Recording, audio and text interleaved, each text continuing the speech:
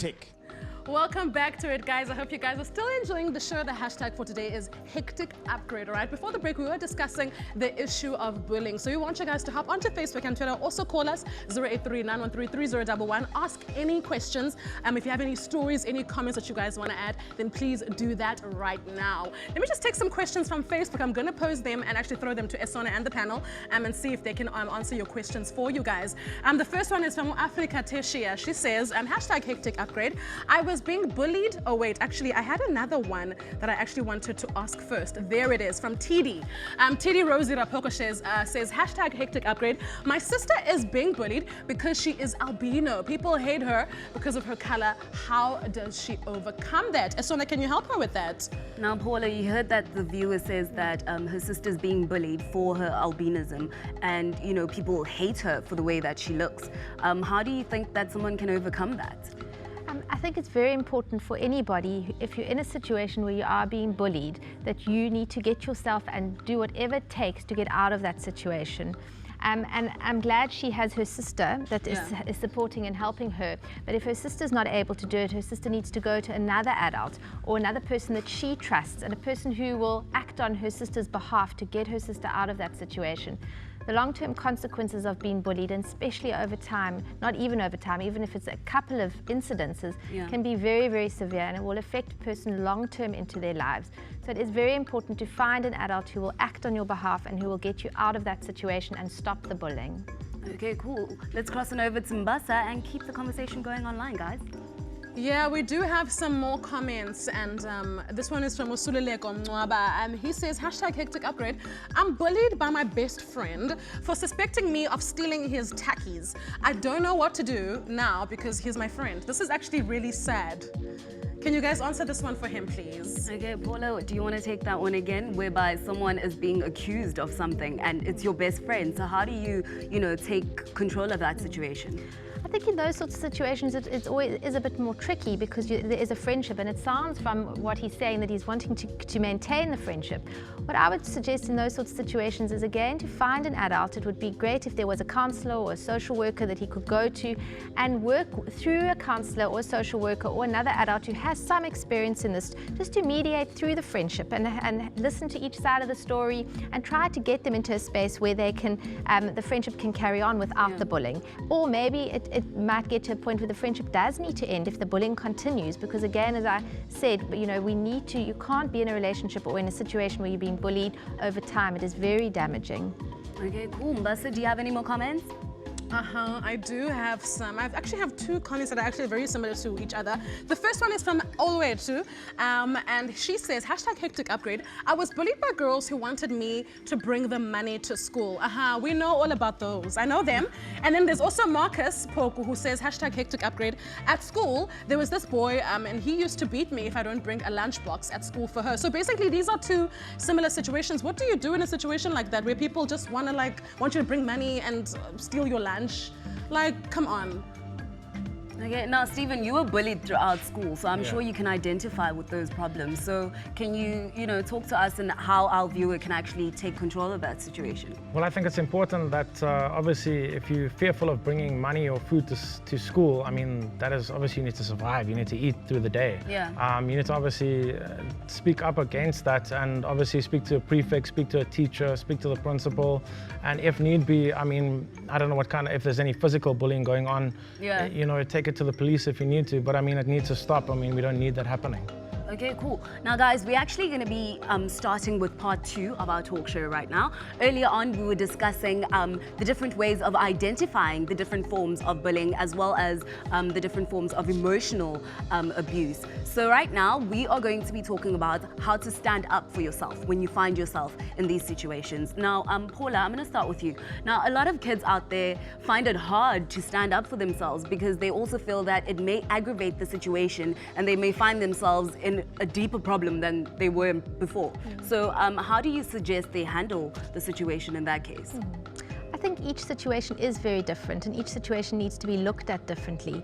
And I think a lot of it depends on how the person feels in terms of being able to stand up or say no or put the bullying, to stop the bullying on their own. Yeah. Sometimes it's helpful, you know, it depends obviously on the person's, how confident the person feels and how dangerous the situation might be, and that would need to be thought through and assessed. There are situations where it's helpful to take it to a school counsellor, to a counsellor or to a social worker and role play through a situation of how the person can actually stand up against a bully. Because in a lot of situations it's very helpful and very empowering for a person to stand up to a bully. Yeah, and overcome that. And overcome that. It can be a really helpful experience in terms of their confidence, it can boost them. But there are situations where it does need to be thought through because sometimes it can have negative repercussions which can be bad for the person. Now, Stephen, I want you to talk about your personal experience. Did you ever stand up to your bullies? And if you did, how did that all work out for you? Well, my experience was obviously going to school every single day, and it was mainly in primary school. You know, being physically beaten every day, hit, punched, kicked. And the way that I chose to stand up against that is by, you know, trying to speak to as many people, getting my family involved. Sometimes my granddad used to come to school with me to try and, you know, make sure that there was no conflict. We did call the police many times. At that time, the law wasn't like it was today, where you can call the police and the law doesn't protect teenagers anymore. If you abuse somebody, assault somebody, you can go to jail like every other criminal. Yeah. So, yeah. Okay, now earlier on, you guys, we spoke about, you know, the situations where people take advantage of you. Now, how do you stand up for yourself in those situations? You spoke about your friend, you know, taking advantage of you. How did you, you know, say, okay, I'm not going to let this happen. This is not a healthy friendship. Okay, so what I think you need to do is that, well, what I did is I went to someone who was older and who could kind of mediate the situation, and we sat and we spoke through the situation, and I got to hear her side and she got to hear my side, because what happens a lot of the time is that we get so consumed by like our point of view that we don't consider the others, and then we kind of work through it, and like I made her realize what she was doing and I also found out why, and then we kind of resolved it in that way and we have a better friendship now. Okay, now Paula, with the friendship situation where one is taking advantage of the other, we always find it hard to say no, and we perceive it as, you know, just not being a good friend and not being there for them. Why do you think that we think that way, where we find it hard to say no and we allow people to just walk over us? Sure, that's a complicated one, and I think it is very much based on individuals and individual personalities and our history, what the experiences that we've had through our lives that have got us into that situation where we are, in terms of why we feel it's hard to tell our friend and to be honest with our friend, to say actually that's not acceptable, or that you know, that behavior has to stop, or I'm feeling hurt by it. I think it's a very important skill that we should all have in our friendships, that we are able to say, hang on a minute, I'm not happy with that. It doesn't mean I want the friendship to end, but that behavior is making me upset or hurting me or damaging me in some ways. But there are, for a lot of people, it is very hard to do that in friendships, and then it is important to find somebody, an adult, a counsellor, who you can talk it through and unpack it and try to understand why it's hard for you to stand up for your friend in a way that can also preserve the friendship and actually make the friendship healthier in the long term. Okay, now I also mentioned earlier on, you know, the situation where a video or an image has been being taken of someone being bullied and, you know, it ends up going viral.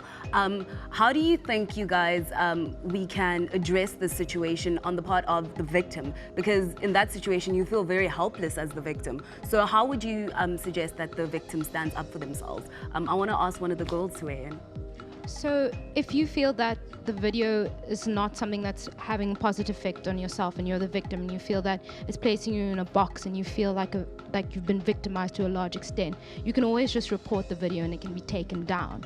There are people on various social media outlets that have the ability to completely wipe out a video off the internet. So if you feel that you don't want it on the internet, you can actually erase it off if it's gotten to the point where you feel uncomfortable with it being on the internet. Okay, now before we wrap up the conversation, I want Stephen, you to speak and to you know, give people advice out there as someone who has been bullied, and what the necessary steps are that they can take to, you know, come out of that situation more. Okay. Well, what I do is I've been visiting a lot of schools and, you know, speaking to a lot of learners and to hear what they have been going through. And my advice to them is just to stand up and not give up. And I know that many people think that it's something that you need to be ashamed about, but you shouldn't be ashamed. I mean, I was ashamed when I was in school, but I mean, you shouldn't be ashamed. The ways in which you can stand up against this is by, you know, obviously speaking to family, speaking to prefects, teachers, principal, police. Don't give up. Sometimes you might, you know, go and knock on a door and it might close. But it's never going to stay completely closed. You should keep on pushing on and standing up against bullying, and eventually you will get to a stage where there is help and somebody will help you, like counselors like Paula and other people that are, you know, that will go out and help you. So yeah. Okay guys, so make sure that you take all of this advice, you guys, because bullying is a real problem and it's not a good thing to just allow yourself to just be taken over by that situation. And there are contact details that you can reach out to if you are needing help.